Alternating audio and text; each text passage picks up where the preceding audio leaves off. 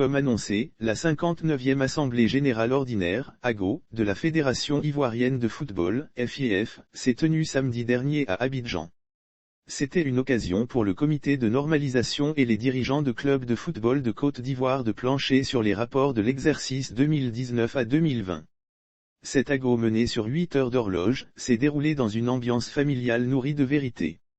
Le comité de normalisation a tiré sa satisfaction du fait de la présence de tous les clubs et de la qualité des échanges qui lui a permis de voir le fonctionnement et de comprendre le mécanisme. Des informations sur le projet du code électoral ont été données, le tout dans une démarche inclusive. Une volonté du CNFIF pour que tous les clubs se l'approprient. Sur les 14 points inscrits à l'ordre du jour, 2 points importants n'ont pas été satisfaits. Il s'agit de l'approbation des comptes 2020 et le quitus. Ces points ont été reportés pour la prochaine assemblée qui statuera sur les textes et sur ces comptes 2020. Nous n'avons pas eu la possibilité légale d'approuver les comptes.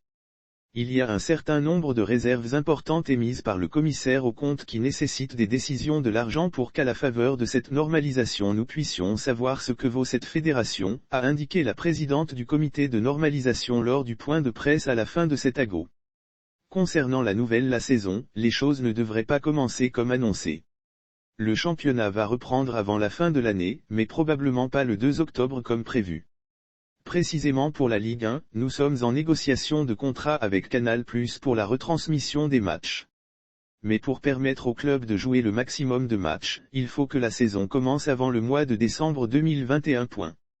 L'on retiendra de cette Assemblée Générale Ordinaire de la Fédération Ivoirienne de Football, les points suivants, le report de l'adoption des comptes de 2020, le report de la présentation du rapport du commissaire aux comptes, l'obtention d'un chronogramme électoral, la mise à disposition des textes en début octobre, fin octobre Assemblée Générale Mixte, ordinaire pour les comptes et extraordinaire pour les textes, 20 décembre au plus tard élection du président.